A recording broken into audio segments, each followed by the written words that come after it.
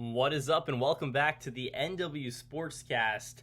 So Ryan Grubb got fired. We all know that, but I haven't made my 2 cents on it quite yet. So, hey, as the NW Sportscast, I want to let you guys know how I feel about this. And my initial reaction has been different than what a lot of people have been saying online. And I understand this might have come as a surprise. Ryan Grubb did a lot for the Huskies, so if you're a Husky fan, maybe you feel a certain way towards him in a positive light. This Seahawks team, got close to the playoffs, and there wasn't that much negativity surrounding this team. Heck, they won 10 games. So I understand where people are coming from when they say this firing was not justified. It came out of left field, and the Seahawks will be worse in 2025 because of it. But I want to push back against that. I do.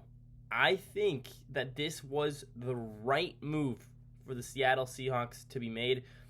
And there's a few different reasons, but the main reason I have behind thinking that this was indeed the right move was because when we fired Pete Carroll, and I mean John Schneider, and Jody Grody and all of them, when we fired Pete Carroll, we handed the keys over to Mike Macdonald, a 38-year-old coach, the youngest in the entire NFL, and we said, look, Macdonald, whatever you say, we will trust you for the next few years. And what happened this year?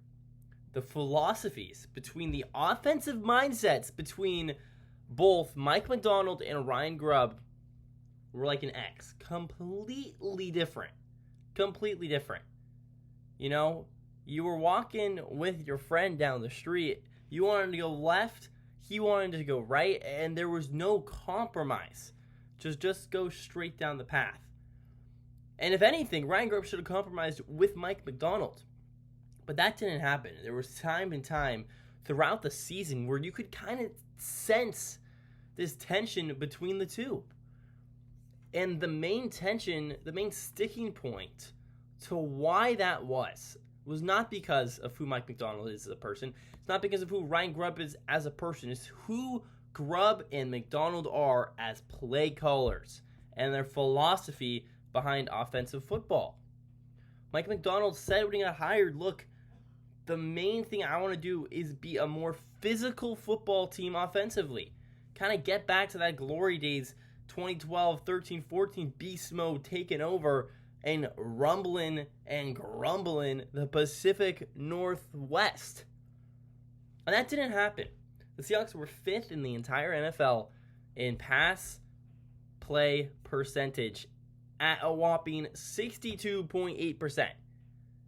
Not only is that up from last year, which was also one of the highest in the entire NFL, that is the very tippity top in the entire NFC. So, for you to say, look, with Kenneth Walker and Zach Charbonnet, and quite frankly, an offensive line that is below mediocre, you would think that would lead to more running plays because not as skilled pass protectors can usually get the job done on the running aspect. The general consensus in the NFL is it's harder to pass protect than to run defense. So, it kind of was confusing the entire year looking at this team and seeing them consistently throw the ball on 2nd and 4, 1st and 10, 2nd and 8, 3rd and 1. These key moments where you think giving the ball to Charbonnet or Walker, two of, in my eyes, top 30 backs. I think that we have 2 top 30 backs in the NFL, both on our roster. You would think that then Ryan Grubb would make the decision, let's run the ball. But no. That didn't happen. It didn't happen all year long. And it's frustrating. It was frustrating to watch because, listen, guys, we're not giving the ball to Patrick Mahomes here. We're giving the ball to Geno Smith. So, you can just look at this passing play percentage that I got up right now. Who is 32nd in the entire NFL in pass to run ratio? It's Philadelphia. Oh, wait. I think Philadelphia is pretty damn good. 44% of the time they throw the football. Right above them It's Baltimore. They're not bad either. Then you got Green Bay, Pittsburgh, Buffalo, Washington, and Detroit. In that order. The bottom 7 teams in the NFL all throw the ball 52% of the time or less. That's over 10% less than the Seahawks. And you don't think that makes a difference? Well, it does. And I'll be the first one to tell you it does. And all 7 of those teams are not only in the playoffs.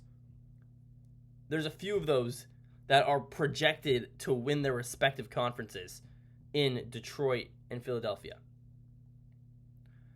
So I understand, once again, that Ryan Grubb is a fan favorite. I get it. But Seattle averaged just 22 points a game this year. That is bottom half of the NFL. With a team that does not have bottom half weapons. This is a team with Jackson Smith-Njigba and DK Metcalf. 2 wide receivers that would be wide receiver 1s on most teams. We got 2 of them here in Seattle. Feel very fortunate for that.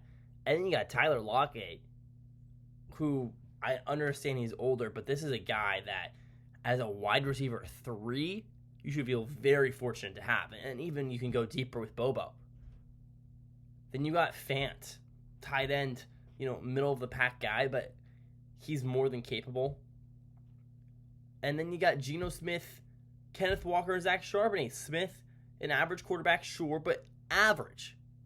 And then you got Charbonnet and Walker, 2, in my eyes, good to elite running backs. This team should not be behind the Indianapolis Colts in points per game.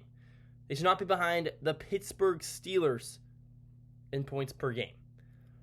And one of the main reasons behind this is because, Seattle's actually top 10 in yards per game. They're 18th in points per game. So where's the discrepancy coming from?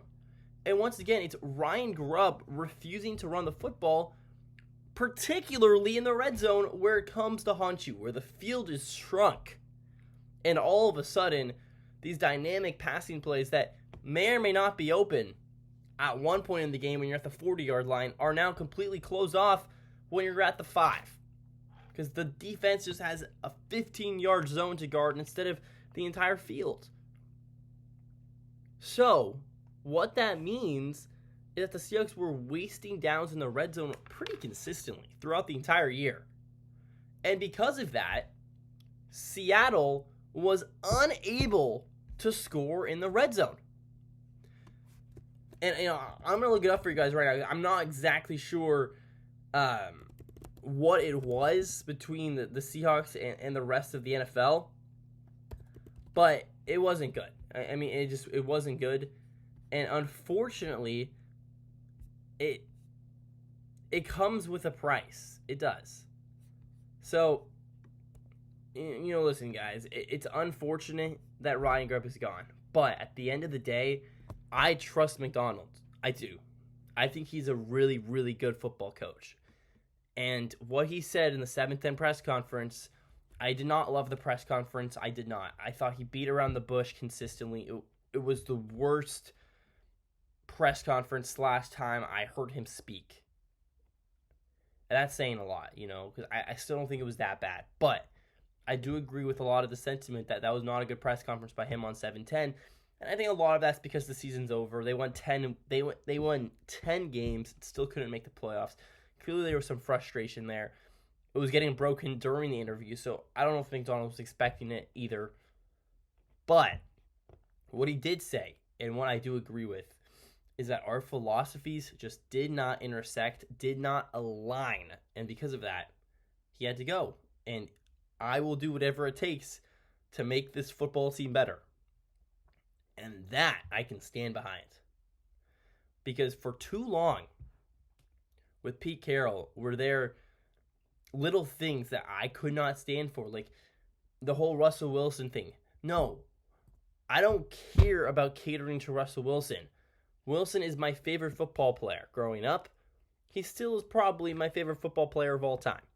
However, if Russell Wilson has to throw the ball 1 every 3 times, if the Seahawks win, I'm all for it. And at the end of the day, with Pete Carroll, there was too much catering to different people and not enough, let's go win a football game. And Macdonald could have very easily said, listen, it's been 1 year. Ryan Grubb did an okay job. He's a fan favorite. Let's keep him for another. But no.